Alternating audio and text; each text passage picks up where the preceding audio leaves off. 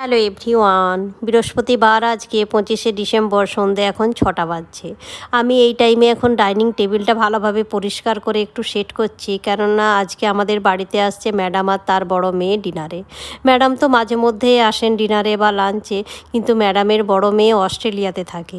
এই 15 দিন আগে ইন্ডিয়াতে এসছে, আর ফার্স্ট টাইম আজকে আমাদের বাড়িতে আসবে ডিনারের জন্য।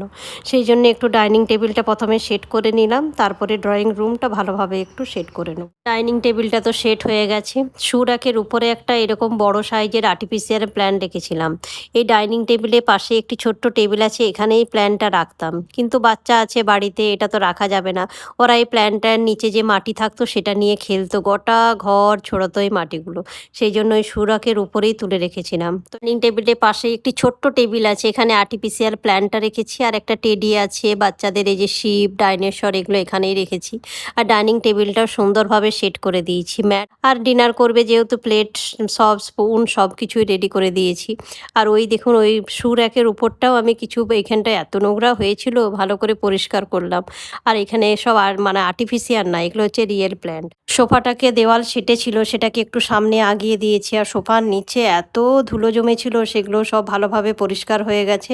সোফার সামনে একটা টি টেবিল দিয়েছি, তার উপরে একটা ছোট্ট মানি প্ল্যান্ট রেখেছি। তো সব তো রেডি হয়ে গেছে, প্রায় 7:30 বাজতে যাচ্ছে, ম্যাডামের আসার টাইমও হয়ে গেছে। তো চলুন কিচেনে যাই, ডিনারের ব্যবস্থা করে নিই। আগের থেকেই ব্যবস্থা করে রেখেছি। এদিকে আমরা সব আগের থেকেই রেডি করে রেখেছি। লুচি হবে সেই জন্যে ময়দা বেশি করে ময়ন দিয়ে ভালো করে মেখে রেখে দিয়েছি আগের থেকে। একটু লুচির মানে ময়দাটা বেশিক্ষণ মেখে রাখলে বেশ সুন্দর লুচিগুলো হয়। আর এই দিকে হয়েছে, এটা হচ্ছে ডিমের চপ। ডিমের চপটাও আগের থেকে আমরা রেডি করে রেখে দিয়েছি। এদিকে আছে ভেজিটেবিল চপ, আর আছে ফিশ কাটলেট। এগুলো হচ্ছে গরম গরম ফ্রাই করে দেবো যখন আসবে। আর আছে এইদিকে মাখা সন্দেশ বানিয়ে রেখেছি, বেশি করে একটু মাখা সন্দেশ বানিয়ে রেখেছি। শীতকালে এরকম গুড় দিয়ে মাখা সন্দেশটা খেতে দারুণ লাগে। এই দেখুন, এক ডাব্বা বানিয়ে রেখেছি। এটা তো অনেক দিন থাকবে, নষ্ট হবে। ম্যাডাম আর তার মেয়ে কিছুক্ষণ আগেই এসছে, তো সবাই মিলে একসঙ্গে বসে গল্প করছিলাম। তো এখন এই স্টার্টারে দিয়েছি প্রথমে ভেজিটেবিল চপ, ফিশ কাটলেটটা এখন ফ্রাই হচ্ছে, তারপরে ডিমের চপ। মেন কোর্সেও লুচি, আলুর দম, কষা মাংস, আর হচ্ছে মিষ্টি, একটু মাখা সন্দেশ বানিয়েছি। এই সন্ধে 8টা বাজছে, তো সবাই মিলে এখন বসে বসে স্টার্টার এনজয় করি গল্প করতে করতে।